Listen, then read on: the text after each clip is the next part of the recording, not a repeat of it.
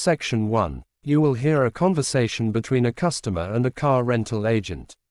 First, you will have some seconds to look at questions 1 to 6.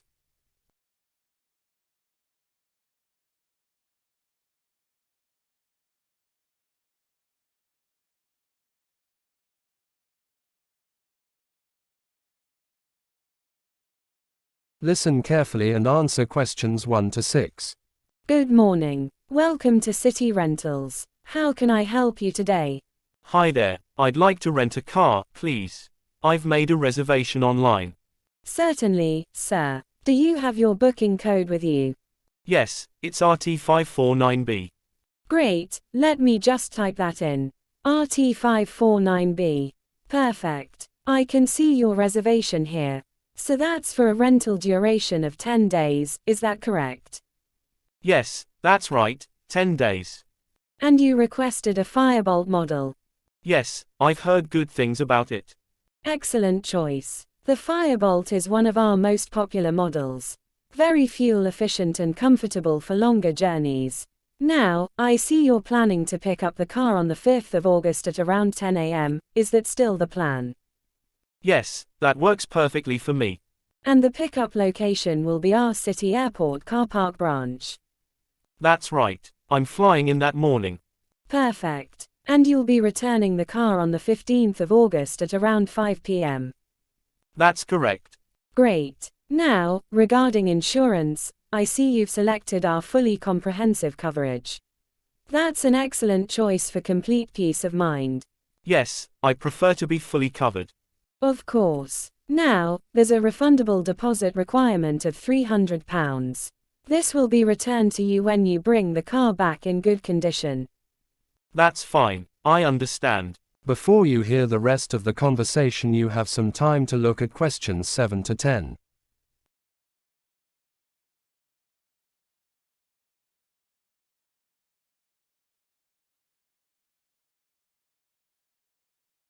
Now listen carefully and answer questions 7 to 10. Now, let's talk about payment. How would you like to pay for this? We accept credit card, debit card, or PayPal. I'll pay by credit card, please. Wonderful. Now, let me go through the extra fees with you. The insurance you selected is £85. Would you like to add a GPS device? It's an additional £30. Yes, please. I think that would be helpful. Great. And there's also a child seat rental available for £20. Would you need one of those? Yes, that would be useful. My daughter will be traveling with me. Perfect. So your total comes to £510, which includes all taxes and fees. That sounds about right. Excellent. Could you please fill in this form while I prepare the paperwork? Of course. Section 2. You will hear a career advisor giving a presentation about interview preparation. First, you will have 30 seconds to look at questions 11 to 14.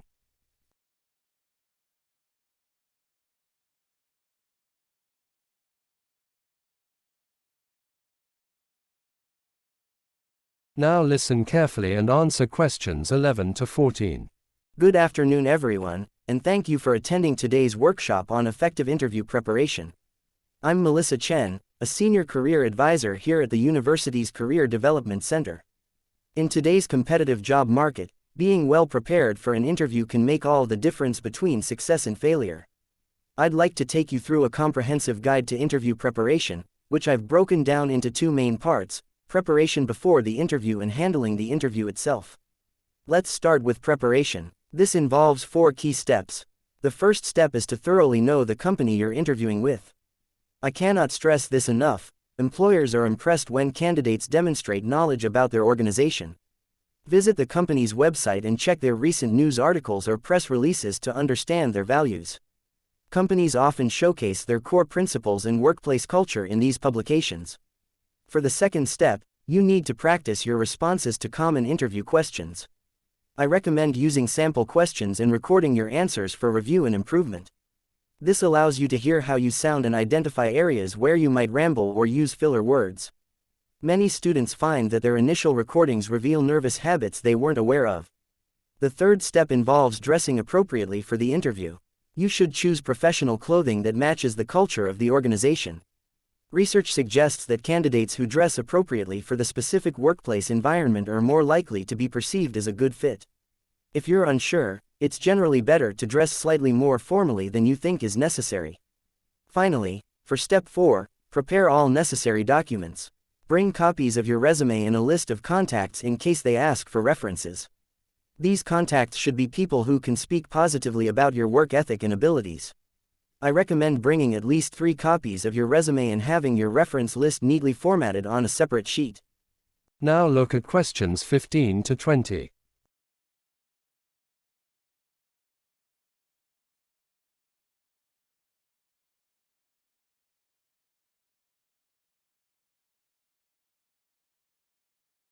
Now, let's move on to handling the interview itself.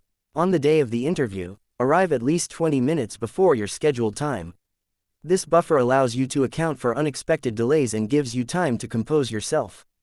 Research shows that rushing to an interview elevates stress hormones and can negatively impact your performance. When you're in the interview, maintain good posture to show confidence. Sitting up straight with your shoulders back communicates self-assurance and professionalism. Body language experts suggest that maintaining an open posture also helps you project a more approachable demeanor. If you encounter difficult questions, take a moment to breathe before answering tough questions. This short pause gives you time to organize your thoughts and prevents impulsive responses that you might later regret. It also demonstrates thoughtfulness to the interviewer. Throughout the interview, always show enthusiasm for the opportunity, even if you're unsure about the job. Employers consistently rank enthusiasm as one of the top qualities they look for in candidates. It suggests that you're genuinely interested and likely to be motivated if hired. When discussing your qualifications, mention examples that demonstrate your skills. Concrete examples are much more persuasive than general statements about your abilities. For instance, rather than saying you're a good problem solver, describe a specific situation where you successfully resolved an issue. And finally, follow up with a short thank you note after the interview. This professional courtesy can set you apart from other candidates who don't take this step. I recommend sending this within 24 hours of your interview while you're still fresh in the interviewer's mind. I hope these tips help you in your upcoming interviews. Remember, preparation is key, but authenticity is equally important. Any questions before we move on to the interactive portion of our workshop? Section 3. You will hear 2 students, Tom and Rachel, discussing an internship opportunity, followed by a conversation with their professor about an upcoming career workshop. First, you will have some seconds to look at questions 21 to 26.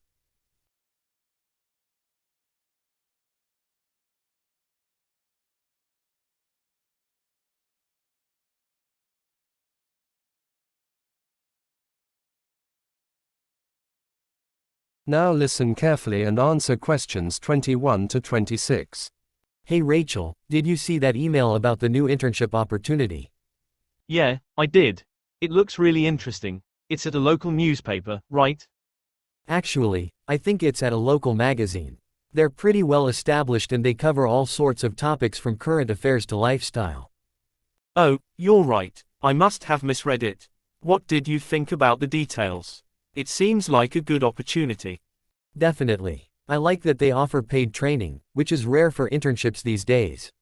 And the hours seem quite flexible, so we could still manage our coursework. That's a huge plus. I couldn't take on anything with rigid hours this semester. And did you notice they mentioned chances to improve communication skills? Yes, and leadership skills too, through their team projects.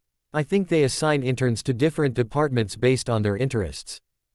That's great. The requirements seem pretty standard. They want candidates who are reliable and have a strong sense of responsibility. I think we both fit that description, don't you? I'd like to think so. The only thing that might be challenging is that travel requirement. It says the internship may require travel to a second location during busy weeks. Oh, right. They have an office downtown and another one in the northern suburbs.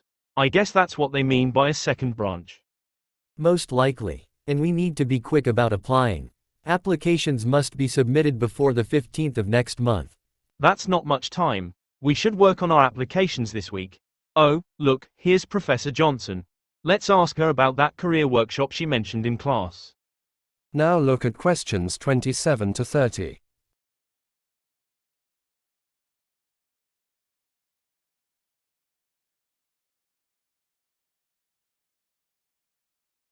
Excuse me, Professor Johnson, do you have a minute to talk about the career workshop you mentioned? Of course. I'm glad you're interested.